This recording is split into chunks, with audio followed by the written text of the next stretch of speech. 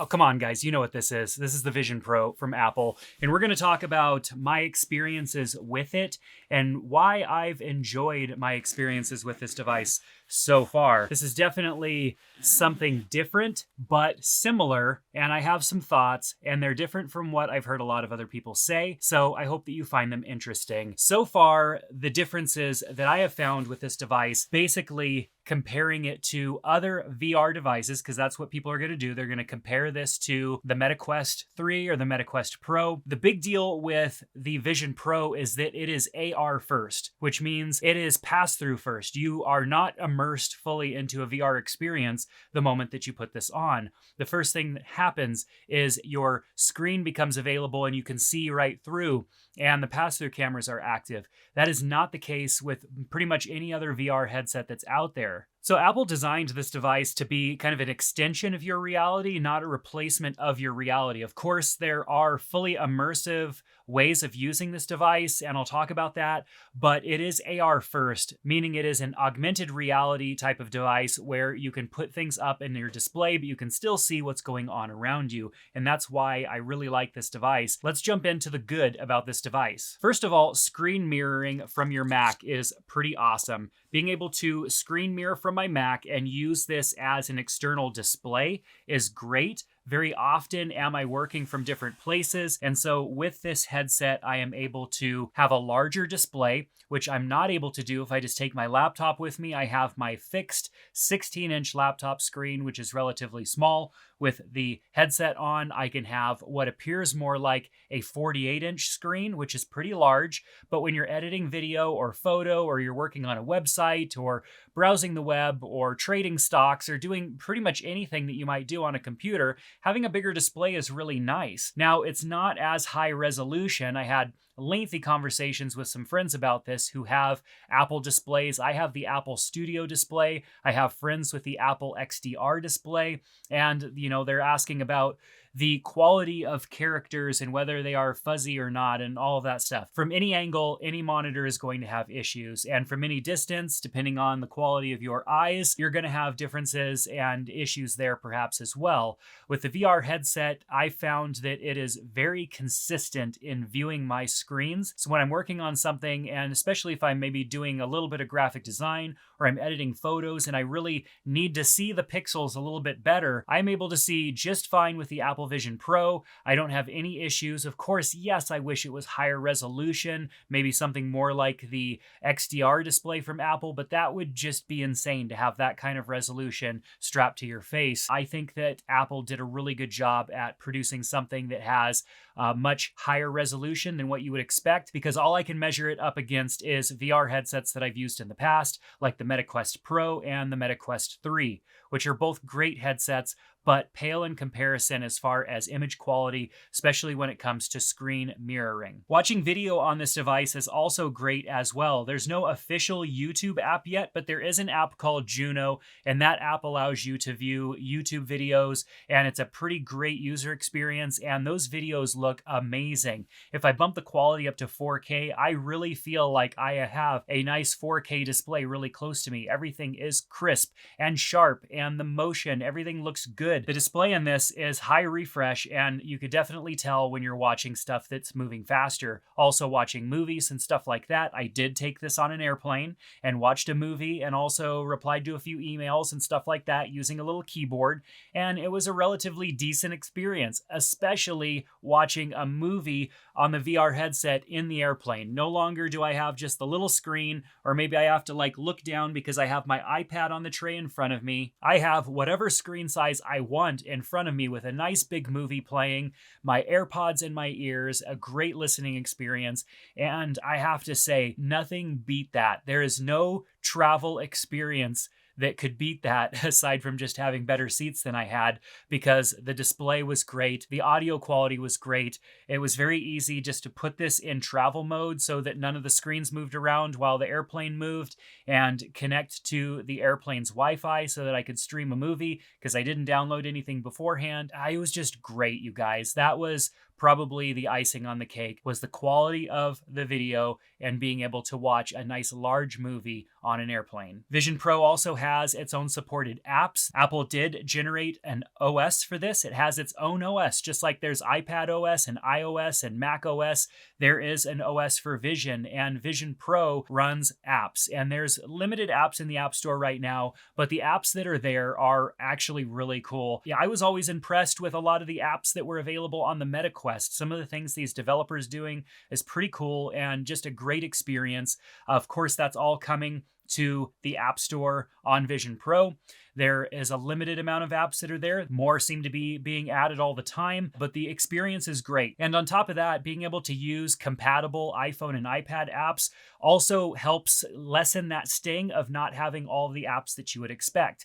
So as long as the developer decided that it was okay for you to use their apps on Vision Pro, then the app will still show up in the App Store underneath the iPhone iPad tab, and you can download that app. It will show up in a separate folder in your app library, but then you can open up those apps and utilize them. They tend to work really fine. However, some of the apps do have things that are kind of close together because they weren't designed with pinch motions and gestures in mind. And so sometimes you just really have to look at it specifically and wait for it to light up and then tap really quick. But most apps actually have been a great experience. I have several apps that I have downloaded that are iPad or iPhone apps, and they work flawlessly on the Vision Pro. The first thing that blew my mind when this headset turned on was the quality of the pass-through cameras. That to me is what makes a VR headset more usable, is the pass-through cameras. Now the Quest 3, and I'll do a comparison in another video, the Quest 3 has decent pass-through cameras. I have to say, when I first got the Quest 3, I was really impressed with the quality of the cameras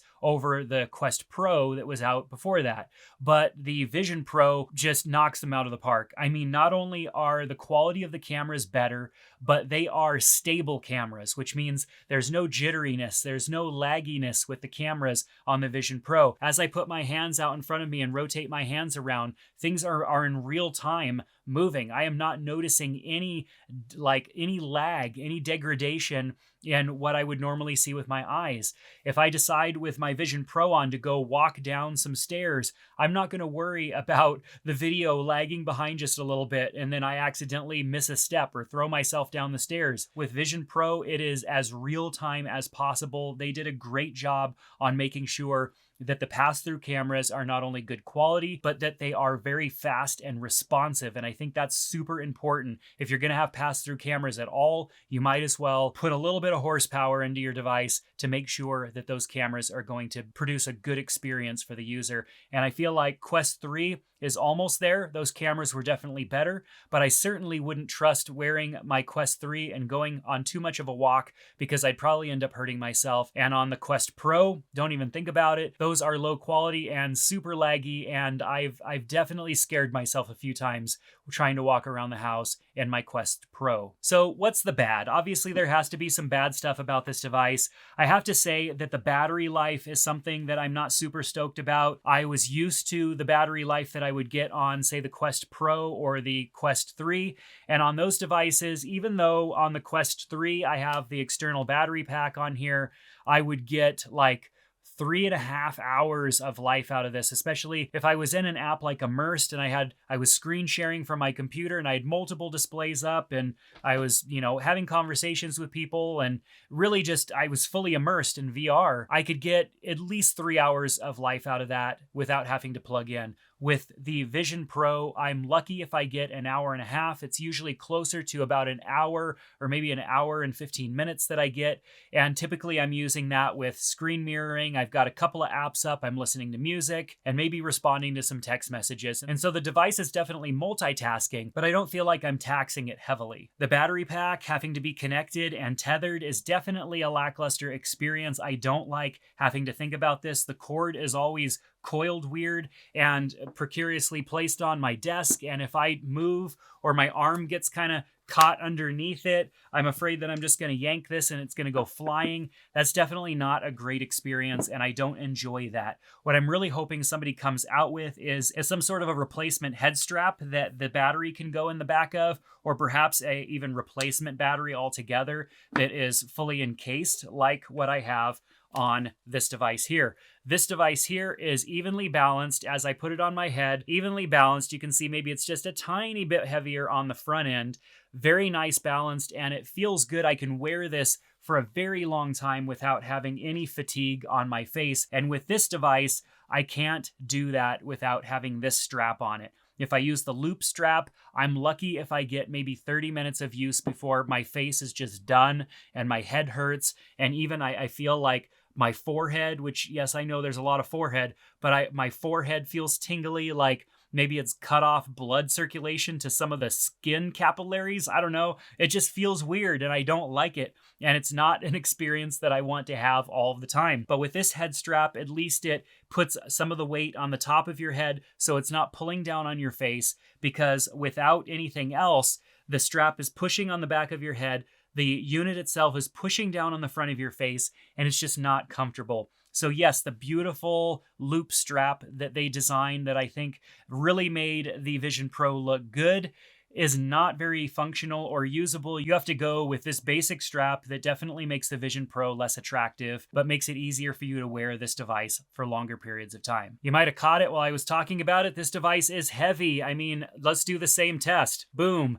It falls forward because there's no weight in the back at all. And so this device is pretty heavy. It is beautiful. The construction is amazing. Yes, beautiful aluminum. I've seen all the teardowns. That was a lot of fun. And yeah, great looking device, but it is heavy, and it's heavy on the front of your face. And so you're definitely going to need to use this strap. Thankfully, it comes with the Vision Pro in the box. Another bummer about where this device is right now is app support. Like I said before, you can use iPad and iPhone apps on this device if Vision Pro apps are not supported yet by whatever app developer that develops the apps that you like to use. But that experience sometimes leaves you wishing more. There's a few apps that I have installed that said that they were available because iPhone or iPad, and I couldn't get logged in, or something just wouldn't work. And so the app ended up actually not working on Vision Pro, which is kind of a bummer. So there's going to be a little bit of time before all of the apps that you might want to utilize are available on this device. Thankfully, there are some good ones. Yes, a lot of iPad and iPhone apps do work. And then, of course, you can screen mirror from your computer to get access to all of the other apps that you might be using that you can use through your computer. But there are not a lot of apps that are supported. And a lot of the apps that are available are apps that I probably wouldn't be too interested in. Yeah, there are some games, there are some other things. There are some utility apps that people have come up with that I think are pretty neat, but they're not apps that I would be using on all of my other devices. And so I haven't installed them, or probably wouldn't install them. I'm hoping that a lot of developers really jump on this and we get a more built out app store with more options, which will definitely make this device much more usable. Now, obviously I wear glasses, and so I needed to order the Zeiss inserts, and so the Zeiss inserts are in here.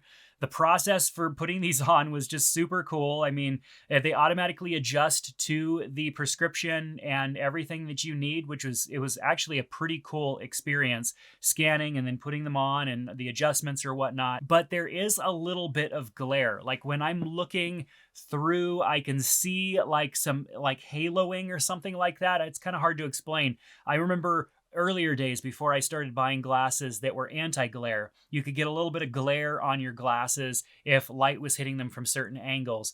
I haven't had to deal with that in a while because I have anti-glare, but of course I can see the outer rims of my glasses if I'm looking, or if I'm trying to see something out on the edges. That's definitely there and I can see it. And I have experienced that on the Vision Pro with the Zeiss lenses. I don't know if maybe the prescription lenses were a bit of an afterthought, or it was the only way that they were going to be able to make this happen was to have a little bit of glare. You're still going to be able to see a little bit of the outer edges. I have to say I don't notice it all the time, but I do notice it enough to want to mention it. So if you do wear prescription glasses and you think that you're going to need the Zeiss inserts, might be something to consider. Give it a try, knowing that you can return your Zeiss lenses and maybe just forego using them altogether. Maybe you don't have a very strong prescription and you could get by without it. I know that it is kind of possible to wear Vision Pro with your actual glasses. It was a little hard for me. I couldn't squeeze my glasses all the way in there, but if you have smaller frame glasses, maybe perhaps even a little bit smaller head than I do,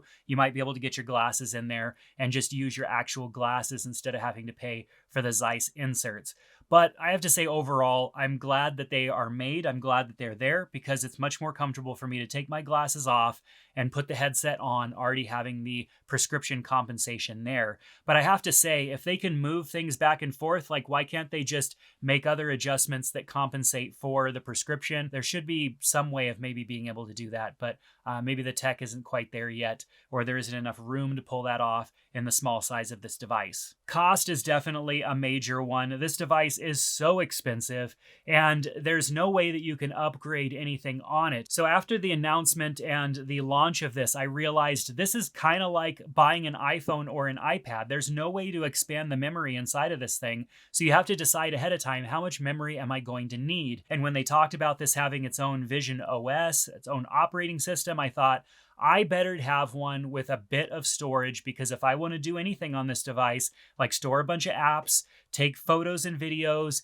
do different things with the device, I'm going to need some storage. Now, do I think that I needed a terabyte of storage? I probably don't need a terabyte of storage, and I probably won't use that much storage, especially being that I can't take an SD card out of one of my cameras and plug it in to the side of Vision Pro and load a bunch of photos to edit and stuff in Vision Pro. That would be amazing, and I would absolutely love that, but you can't do that. However, I do hope that there's some sort of expanded functionality in the future. I know that when Sony comes out with an app that's compatible for this device, I can sync photos from the camera to the headset wirelessly, and then I could be editing them in Adobe Lightroom. Hopefully, Adobe Lightroom will be available as a native app for Vision Pro soon. I do have it installed as the iPad app, and it is a fun experience to edit photos in Vision Pro, doing pinching and moving things around. It's great. I absolutely love it, and I think it's just as much fun and just as easy as editing photos on a computer. But getting back to the expensive cost of this thing, it is very expensive, which definitely puts it quite out of reach for pretty much anybody. And the last bad thing, which might be a good thing depending on your personality type, you're going to get lots of questions. This is the first Apple device in a very long time where people have literally waited to talk to me. I was working at a co-working space with this on, and I had people come up to me the moment that I took it off. Yes, they were waiting to talk to me about it. And then I had another person come up and talk to me about it the next day, and this is the first Apple device that I've had this experience. And I used to love that about being an early adopter of tech. Now, maybe I'm more introverted than I used to be or something like that, but people are going to come up and talk to you about it. So be ready for that. So why am I loving Apple Vision Pro? Well, I have to say screen mirroring is my favorite feature on this device. Yes, there are games. Yes, there are apps. Yes, there is the YouTubes and all of that good stuff, but screen mirroring is the best. I love it because when I'm here in my office and I'm working on my computer, I have my Apple Studio display,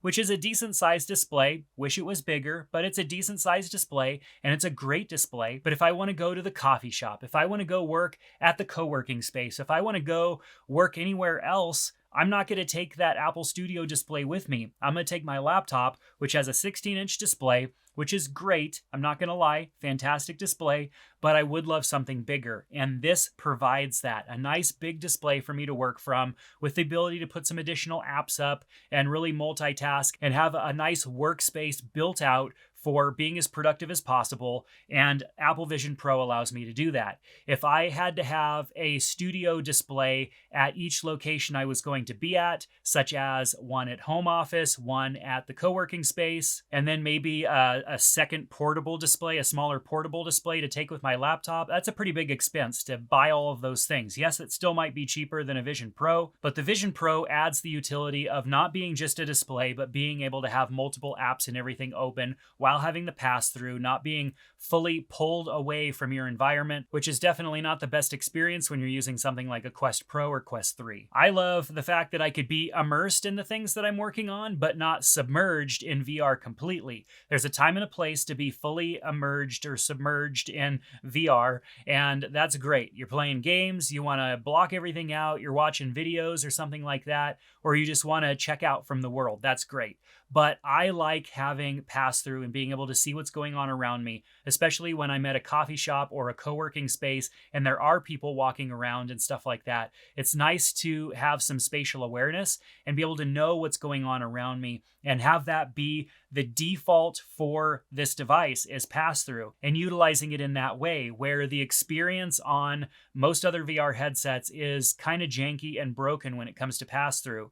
Pass-through is something that you turn on temporarily so that you can see something that's going on around you, but then you go back into a fully immersed state, which is typical for VR headsets. Apple thought about things a little differently. So why am I keeping this device? Well, I have to say it's because of the productivity that I've experienced in the last several days that I've been working with this device. Yeah, I've had it for a couple weeks, but I had some travel, I had some other things that were going on, and I got to use it intermittently and had a great experience. But over this last week, I've really been able to wear it and get some work done, longer term work, several hours of work. Yesterday, I was on this device for like 5 hours. Of course, I was plugged into power, but I was on it for 5 hours and I knocked out so much work and was in such a flow state. I had a window up and I was working on stuff. I had my music up, I had text messaging up, and I never had to like leave a screen to go to another screen, which I think tends to break my productivity or break that flow at least. And because I get distracted, I might be looking at something else because I'm jumping between windows. And Stage Manager on my Mac has definitely not made things any better as far as that. Having multiple displays would be the only solve for that. But then, like I said, I'd be fixed to one location where I have multiple displays. Whereas with Vision Pro, I've got my computer display, I've got the apps. I felt really dialed in this last week or so using Vision Pro. Second reason is just not having to purchase multiple displays. At the co-working space, I'm not going to buy displays to put there on my desk and have multiple displays that I might use a couple times out of the week. I have one display here that I really like in my home office. I would like to have a couple more of them, or I would at least like to have a way to spread apps out. And I just can't do that unless I stack more displays. Vision Pro solves that problem. I can easily go and buy some more displays. I could probably buy 3 or 4 easily for the cost of this device. Really nice displays, but then they'd be fixed to a location. And after spending the time that I have with Vision Pro, I'd rather have the Vision Pro and be portable. And it's also great for viewing content, relaxing, watching some YouTube videos, any of that good stuff. It's an exciting experience and it's just fun to wear. Now, I definitely don't have to have the extended battery on this device, but because I like the extended battery for longer use periods, I can't lean against my pillow. I can't lay in bed or something with this on the back of my head. It's just not comfortable. So I'd have to take this all off and put the other strap back on, and that would be annoying. And I guess if there was some sort of extended strap or whatever that accepted the battery for Vision Pro, I'd have to do the same thing here. But Vision Pro, it's very easy to remove the strap. You just pop this right off, very easy. On the Quest 3, it's a little bit more of an involved process because the battery connects and you've got other things that you've got to snap into place, and then things don't fold down as nicely and fit in a little tiny pouch like they do with the Vision Pro. So I have to say, experience of viewing content on this device is another huge selling factor for me. So what are my closing thoughts about Vision Pro and where Vision Pro is going? I definitely believe that there are going to be cheaper versions of this. Apple released the Pro version first. They've been releasing Pro versions or Max versions of their other devices first, such as the MacBook Pro M3 released before the other M3 models. This device definitely is to set the high price. And so the next available models that will come out will be a lower price. They'll probably have things like lower resolution pass-through cameras. Maybe it won't be made out of aluminum. There will be little features that are missing or something like that, but it will definitely be a price that makes more sense for a device like this. It will be cheaper and it will sound cheap because this one is definitely not. A lot of people have asked me, do you think this is a one and done type of device for Apple? And I have to say, Apple is not that kind of company. I mean, just the other day, they decided, hey, we've been working on electric vehicles for like a decade and we're not going to anymore. They never released an electric vehicle. That never saw the light of day. And they actually never really said anything publicly. I mean, they haven't really said much publicly about electric vehicles. They just bowed out of that completely. Product never hit the market. Whereas this did hit the market, and that means that they have a lot planned for it. Probably several versions down the road, lots of OS updates, lots of apps, and all of that good stuff for this platform. And so I believe that Vision Pro is only getting started with whatever other Vision versions will be out in the near future. I think it'll be the next thing that Apple really starts to push people towards, and we'll start to see even more cool things that you can do with this platform. Now, back in the day, I actually had Google Glass with the little AR deal that showed little bits of information there. I wanted that from Apple, but instead Apple and everybody else gave us smartwatches, and we spent about a decade or maybe longer with smartwatches, and that was what we got. We didn't get a heads-up display, we got smartwatches. And even today, I would love something like Google Glass, where there was like maybe like a little Apple Watch screen that was up here, and if I just look up in the corner, it comes on and I see my screen, and I can see updates, and I could respond to text messages and all that good stuff. That's all I really want, is just a little display up there, so I don't have to look at my watch. I could just look up in the corner of my glasses and boom, it's there. But we didn't get that, and I don't know if we ever will get that. What we got was the Vision Pro, a fully immersed kind of experience where you can place things anywhere. Maybe not necessarily something that you're ever going to catch me walking down the road wearing, but definitely something that I'm going to be taking with me as I go to different places and want to get stuff done, and maybe even enjoy a movie or a show occasionally. So what are your thoughts about Vision Pro? I know a lot of people have been posting videos about it and talking about it, why they're going to return it, why they're going to keep it, this, that, and the other thing. Let me know what your true thoughts are down in the comment section below. Love to hear them. And if you're thinking about picking up one of these, or maybe a few of the accessories that I've ordered and not yet received, definitely check out the links in the description below. That's going to do it for this video. Hit that subscribe button because I've got more Apple Vision Pro content coming your way and you don't want to miss it. We'll see you in the next one.